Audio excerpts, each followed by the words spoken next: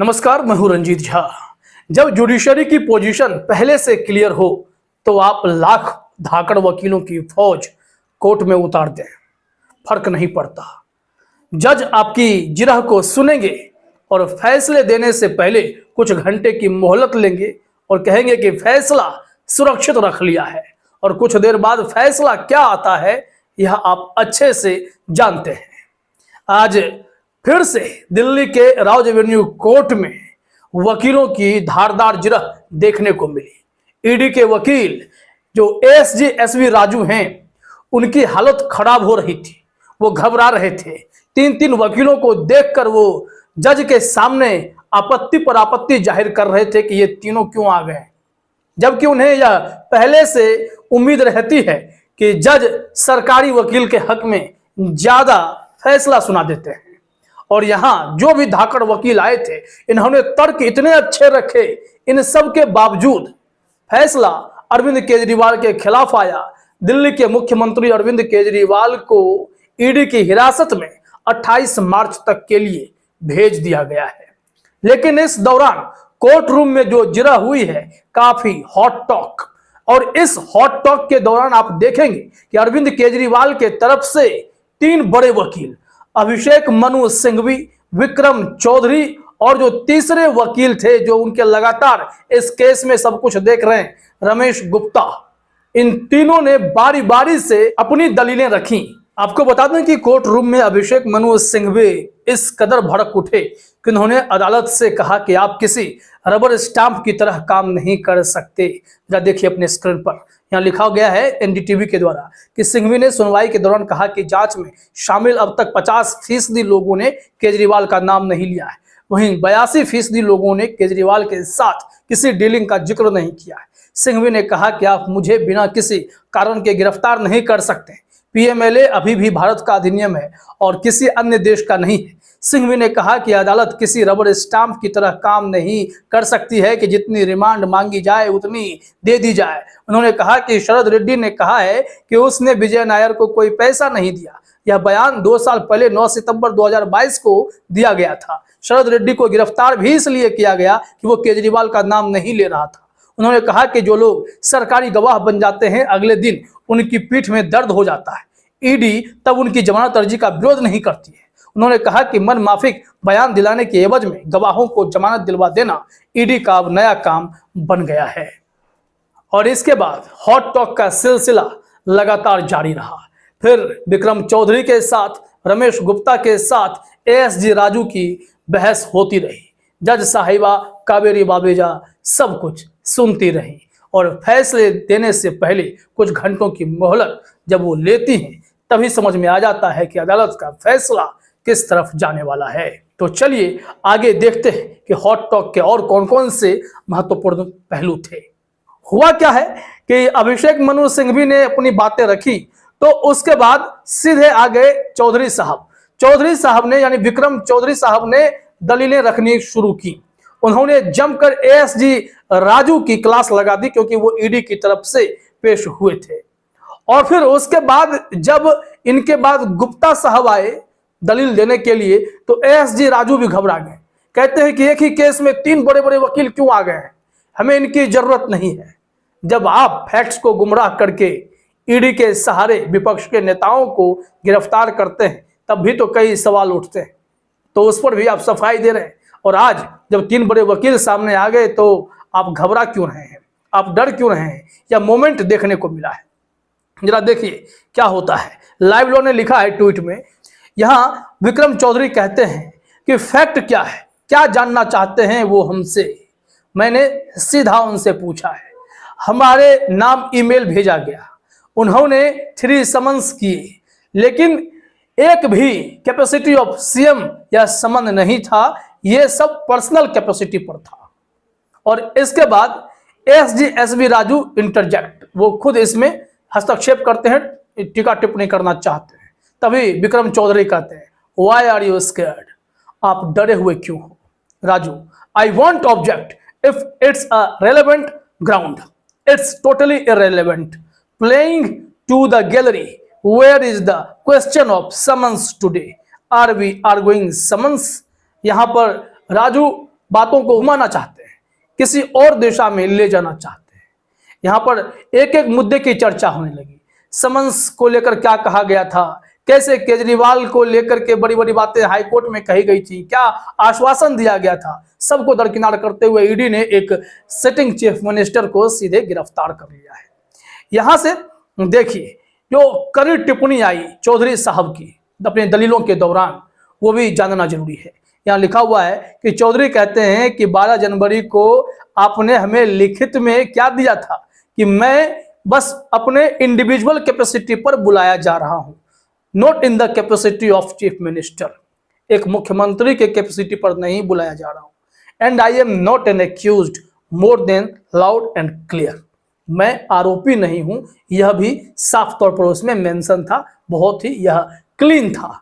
लेकिन फिर क्या हुआ, अब यहां पर चौधरी जी कहते हैं, विक्रम चौधरी कहते हैं कि my cooperation the court will examine, but here the ED now becomes the जज, जूरी एंड एग्जीक्यूशनर। यहां पर कहा जा रहा है कि हमने तो सहयोग किया, अब कोर्ट इसको एग्जामिन करेगा। लेकिन ईडी की भूमिका यहां पर कैसी है, एक जज के तौर पर है, जूरी के तौर पर है और एग्जीक्यूशनर के तौर पर है। सब कुछ तो ईडी ही कर रही है, बाकी लोगों की भूमिका ही क्या है। यहां से ध्यान देने की जरूरत यह है कि चौधरी साहब की दलील के बाद रमेश गुप्ता की भी एंट्री हो जाती है। एसजी राजू घबराने लगते हैं, वो आपत्ति जाहिर करने लगते हैं। इस दौरान जो नोकझोंक हुई है जरा वो भी देखिए अपने स्क्रीन पर क्या होता है। यहाँ लिखा हुआ है कि senior advocate Ramesh Gupta now makes submission for Kejriwal. जैसे ही केजरीवाल के लिए वो दलीलें रखना शुरू करते हैं तो राजू फिर से इसमें ऑब्जेक्ट करते हैं। राजू कह रहे हैं 3 councils can not argue for 1 person, this is all playing to the gallery for the media, this is unheard of. ये बात बात पर वही कहते हैं कि ये लोग पब्लिसिटी स्टंट के लिए ऐसा कर रहे हैं। एक ही व्यक्ति के लिए 3-3 बड़े वकील, 3-3 काउंसिल कैसे यहां आ सकते हैं। एसजी राजू इस पर आपत्ति जाहिर करते हैं। अब ये कह रहे हैं कि इससे समय की बर्बादी होगी, it is time consuming, unheard of. तो इस पर रमेश गुप्ता कह देते हैं कि अब ये कह रहे हैं कि इन्हें पुलिस रिमांड चाहिए, जो कि मिल भी गया है। मैं बात कर रहा हूं कोर्ट रूम जिरह की। इंटरोगेशन के लिए अरविंद केजरीवाल से अब पूछताछ खूब होगी। लेकिन यहां वो समझा रहे हैं कि सेक्शन 19 क्या कहता है कि अगर आपके पास कोई कंक्लूजन है कि वो व्यक्ति गिल्टी है, किसी ऑफेंस में दोषी है, तो फिर यहां पर आप ऐसा काम कर सकते हैं, रिमांड के लिए कह सकते हैं। लेकिन यहां पर क्लियर है कि they don't have any evidence against me, that means they have already concluded I am guilty of offence. अब यहां से जिस तरीके से चौधरी साहब ने या फिर रमेश गुप्ता जी ने और अभिषेक मनु सिंह भी ने दलीलें रखी हैं, उसे पॉइंट वाइज समझना भी काफी जरूरी है।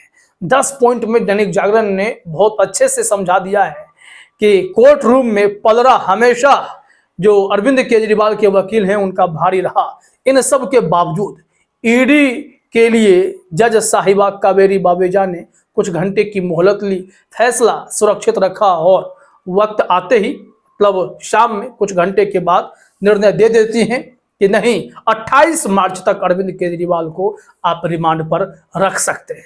मतलब हॉट टॉक हो जाए, तथ्य दिखा दिए जाए, समझा दिए जाए मामले को।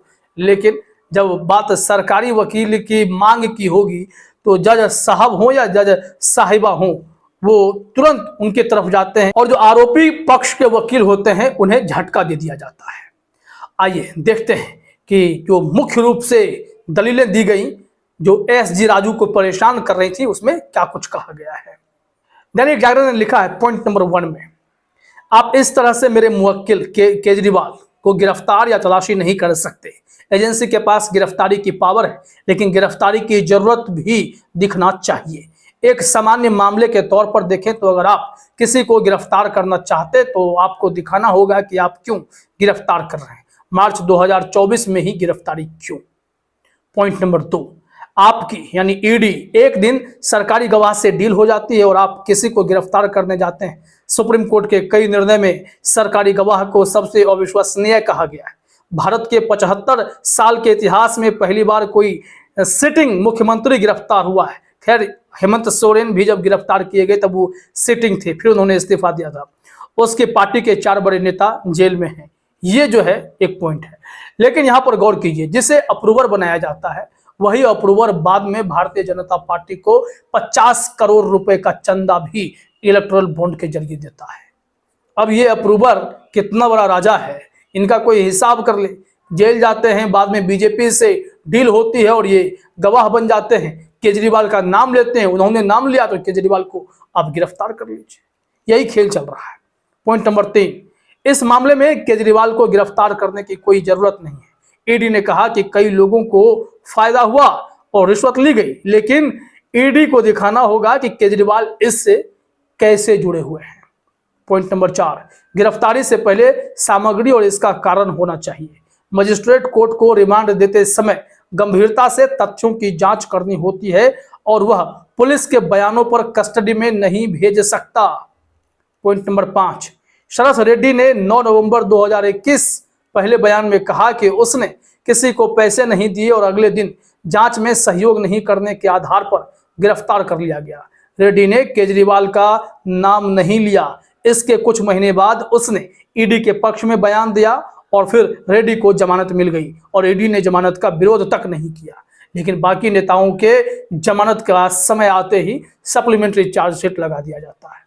पॉइंट नंबर 6, 16 सितंबर 2022 को राघव मंगूटा ने कहा कि वह अभिषेक बोइनपल्ली बच्ची बाबू को नहीं जानता, लेकिन 26 जुलाई 2023 को दिए बयान में उसने कहा कि उसने बच्ची बाबू को रिश्वत दी और 1 महीने के अंदर राघव को जमानत मिल गई और ईडी ने इसका विरोध नहीं किया। इन बयानों के आधार पर ईडी केजरीवाल को कस्टडी में लेना चाहती है। पॉइंट नंबर 7, सरकारी गवाहों के बयान के अलावा केजरीवाल के खिलाफ कोई सीधा साक्ष्य नहीं है। इस मामले में ईडी के रिमांड को सामान्य तौर पर नहीं लेना चाहिए। फिर विक्रम चौधरी कहते हैं कि आपराधिक न्याय प्रणाली ताक पर है।